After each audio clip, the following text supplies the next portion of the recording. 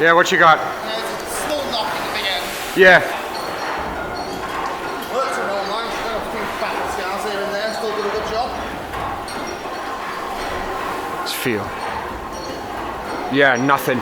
This is the plug valve which injects the cooling water into the condenser, and this was actually missing. It was removed when these engines were going to be scrapped. So it's a brand new casting. We're having some problems with the plug. We're going to remake that in bronze.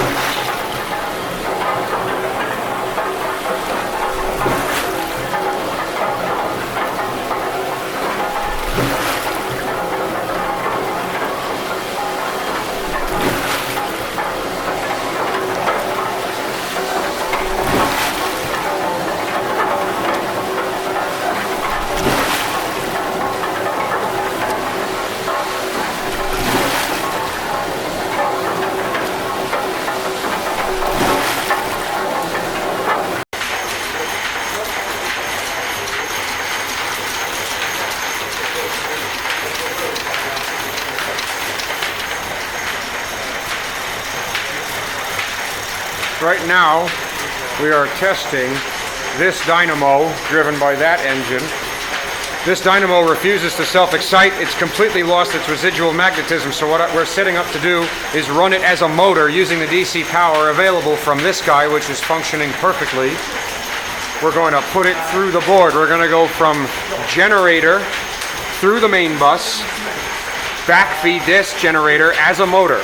That's going to be the next attempt. Don't stop them. You want to keep the same dynamic. No, we're not stopping them. I don't want to disconnect them from the bus now that they're matched.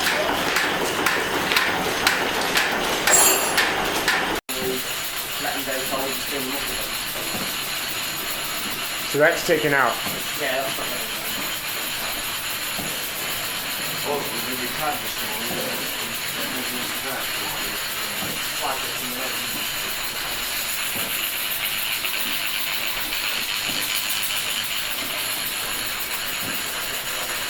So this is our stoker engine.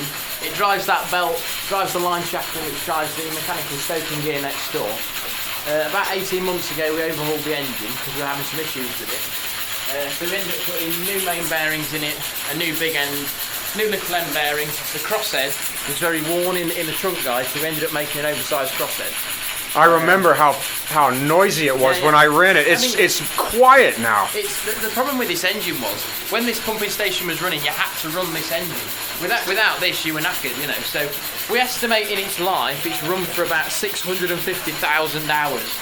Because it was installed in 1907 and used continually till about 1971-ish. And then in preservation. And then in preservation, it's run with us since 1998. So yeah. We have done a little bit to it.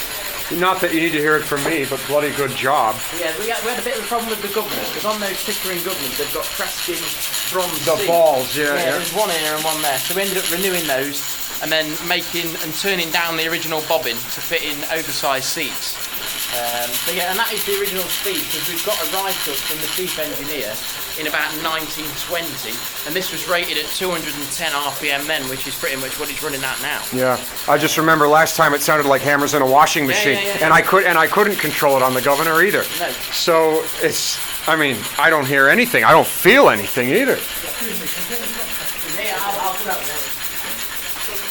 So this here's the batch tank at Claymills, where we dose up the feed water with soda ash and tannin.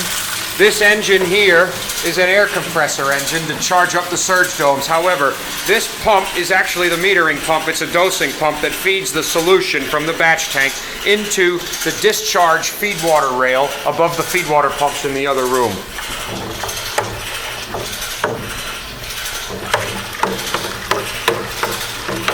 We've just poured in the solution, so now we got to stir it up.